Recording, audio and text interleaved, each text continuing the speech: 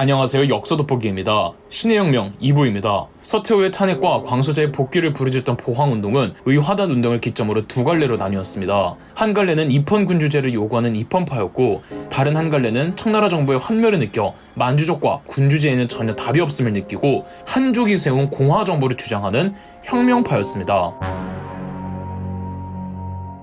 굳이 따지고 보면 혁명파를 조성한 건 청나라 정부였습니다. 1901년부터 시작된 신정의 조치하에 근대적 학제의 학교와 학당들이 설립이 됐는데, 근대적 교육을 받는 학생들과 청년들은 점차 공화정 사상에 빠지게 되고 군주제를 낡은 폐습으로 여기게 됐죠. 특히 중국의 남쪽에서는 급진적인 사상을 가진 청년들이 많았습니다. 의화단 운동 당시 서태후의 지시를 무시하고 오히려 서양 편을 들어준 동남 후보들을 봐도 대부분 남쪽에 치중되어 있죠. 중국의 남쪽은 북방의 수도로부터 멀리 떨어져 있고, 지방에 대한 청나라 중앙의 장악력도 예전만큼 강력하지가 않아 중국 남쪽에는 청나라에 대한 반발심이 만연해 있었습니다. 1902년 상하이에서 애국 학사가 만들어지는데, 이 애국 학사의 교사들과 학생들이 혁명 사상을 공부하며 선전하기도 합니다. 애국 학사의 교사들끼리 발행한 소보라는 잡지는 중국 남쪽에서 대중들로부터 큰 지지를 받으며 혁명 사상을 퍼뜨렸습니다. 결국 애국 학사는 청나라 정부의 탄압을 받아 1903년 말 해체되어 버렸습니다. 그러나 소보의 폐간과 애국 학사 폐교 조치는 오히려 청나라 정부에 대한 불만만 고조시켰습니다.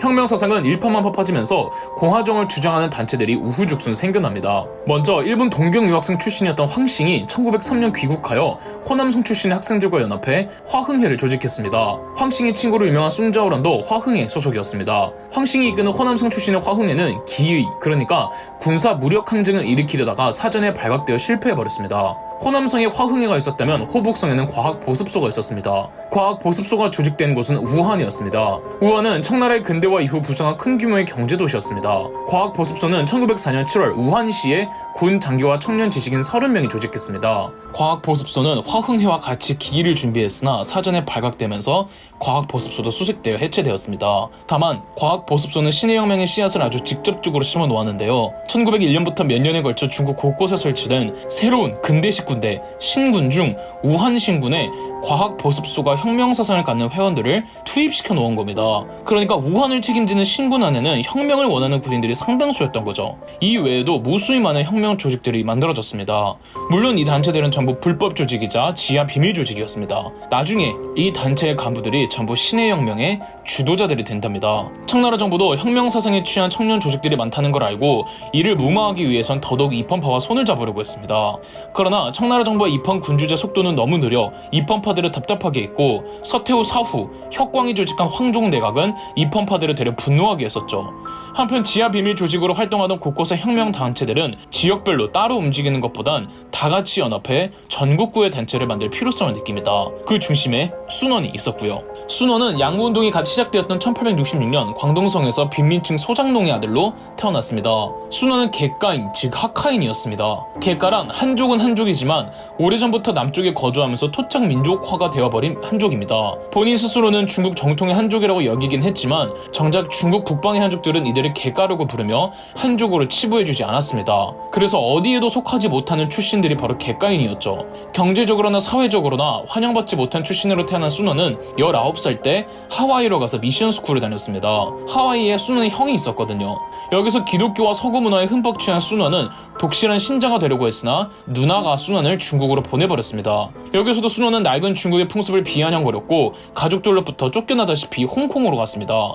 홍콩은 당시 영국령이었으니까요. 홍콩에서도 순원은 미션 스쿨에서 의학을 배우며 의사가 됩니다. 이때 결혼도 합니다. 이후 순원은 홍콩, 마카오, 광저우를 전전하며 약국을 운영했습니다. 어찌됐든 순원은 기존의 낡은 청나라 관습에 부정적이었고, 청푸전쟁과 청일전쟁에서 청나라가 패배하는 걸 보고 순원의 반청적인 사고관은 더욱 강해집니다. 청일전쟁 중이었던 1894년 순원은 다시 하와이로 넘어가서 그곳에 있던 화교들과 연합해 반청운동을 하는 흥중회를 설립했습니다. 흥중회는 중국의 주인은 한족이 되어야 하고 청나라는 무너져야 한다는 운동 겸 시위를 이어나가기는 했지만, 순원은 이때까지만 해도 공화정을 생각하는 혁명파는 아니었습니다.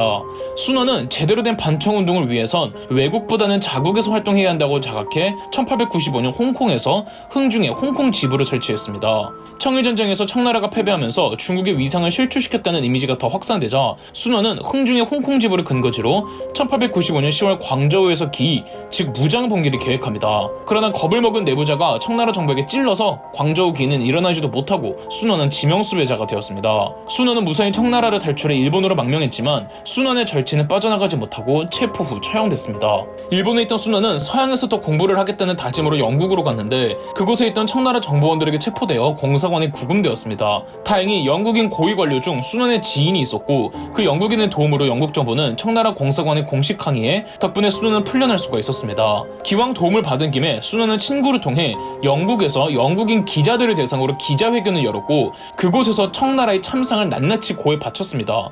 그리고 순원이 영국을 찬양하는 멘트들도 많이 해준 덕분에 영국인들 사이에서 순원의 인지도가 급상승했고 서양인들은 순원을 중국 혁명의 지도자로 생각하게 됩니다. 영국에서 대학 스타가 되어버리니 청나라 공사관 측에서도 순원을 어쩌지 못해버렸습니다. 순원은 안전하게 9개월간 영국에서 온갖 고전 공부를 탐독했다죠. 이때 순원은 비로소 공화정부의 필요성을 느낍니다. 일본으로 돌아온 순원은 양치차오와 교류하며 반청 무장봉기를 기획하기도 하지만 양치차오의 스승이었던 캉유에이는 무장봉기는 너무 극단적이라며 반대했죠. 의화단 운동이 한창 기승을 부리던 1900년 다시 홍콩으로 몰래 들어온 순원은 중국 남부 지역에 잠입하면서 혁명동지 2만여 명을 결집했고 후이저우에서 무장봉기를 다시 계획하지만 이것도 사전에 발각되었고 일본 측에서 지원을 철회하는 바람에 자진해산했답니다. 1901년부터 순원은 세계 곳곳을 누비며 중국 화교들과 젊은 청년들에게 공화정부와 청나라 타도라는 혁명사상을 퍼뜨리고 세력을 확장시켰습니다. 기존에 같이 반청운동을 하던 이펀파 양치차오와는 사이가 멀어졌죠.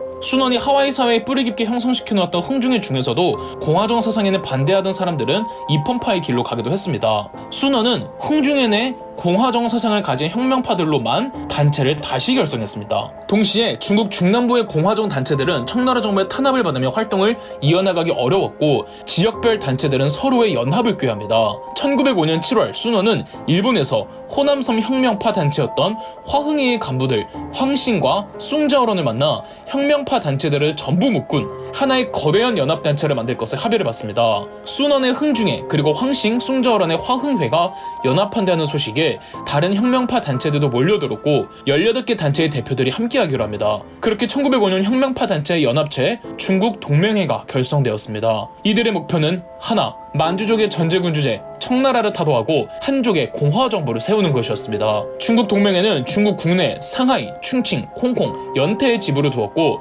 하와이, 샌프란시스코, 브뤼셀, 싱가포르 등지에도 지부를 설치하였습니다. 본부는 일본 도쿄였습니다. 동맹회 선언을 읽어드리도록 하겠습니다. 명나라의 건국과 태평천국 운동은 단지 이민족을 제거하고 한족의 광복을 목표로 하였을 뿐 그 밖에 변화시킨 것이 없었다. 오늘날 우리의 혁명과 이전 시대의 혁명은 다르다. 이민족을 물리치고 중화를 회복하는 것 외에 마땅히 국채와 민생을 백성과 힘을 합쳐 변혁시켜야 한다. 그 과정에는 만갈래의 복잡함이 있더라도 그 일관된 정신은 바로 자유, 평등, 박애이다. 그러므로 전 시대의 혁명은 영웅혁명이며 오늘날 우리의 혁명은 국민혁명이다. 중국 동맹회는 기관지도 발행하는데 중국 동맹회에서 발행한 신문이 바로 민보였습니다. 민보에서 순원은 혁명의 기치를 민족, 민권, 민생 세 가지를 꼽았습니다. 민족주의란 한족을 위한 정권을 말하고 민권주의란 주권 재민의 원칙을, 민생주의란 재산의 평등한 분배를 주장하는 사상으로 이 세 가지를 일컬어 삼민주의라고 합니다. 그리고 중국 동맹회는 1906년부터 본격적으로 중국 국내 혁명을 위한 기의, 즉 무력 봉기를 실행합니다. 1906년 12월 평양, 유양, 예릉에서 기의를 일으켰고 1907년 5월부터 12월까지 황강, 안경, 방성, 진남광에서 기의가 일어났으며 1908년에는 3월과 4월에도 두 차례 기의가 일어났습니다. 모두 실패하긴 했습니다. 중국 동맹회는 정식 군인들도 아니고 병력 수도 훨씬 밀렸기 때문에 이 거대한 정부를 상대로 이기기란 그렇게 쉬운 일만은 아니었습니다. 1910년 광저우에서 이번엔 청나라 신군 조직에 있는 혁명파들을 동원하여 꽤 큰 규모의 기의를 일으켰지만 이마저도 실패했으며 1911년 초에 일어났던 가장 극적이었던 황화강 기의마저 실패로 돌아갔습니다. 황화강 기의에서 희생된 혁명파 72인을 중국인들은 황화강 72열사라고 하죠. 실패의 가장 큰 원인은 여러 단체가 연합한 조직인 만큼 단결력이 부족했고 자금을 대주고 있던 화교들이 혁명의 성공 확률에 대해 반신반의하고 있었기 때문입니다. 이렇게 강력한 사상으로 똘똘 뭉친 혁명파들이었지만 별다른 성과는 내지 못한 채 전전긍긍하고 있었습니다. 그런데 정말 인생 아무도 모른다고 이 성공적인 혁명의 씨앗이 엉뚱한 곳에서 터지며 혁명의 불길이 번집니다. 3부에서 계속됩니다. 그럼 역소 돋보기였습니다. 저희 역사 돋보기가 멤버십 가입을 시작했습니다. 멤버십 가입을 해주신 분들 덕분에 영상 제작에 큰 도움이 되고 있습니다. 감사합니다. 영상 재미있으셨다면 구독과 좋아요, 알림 설정까지 해주시면 감사드리겠습니다.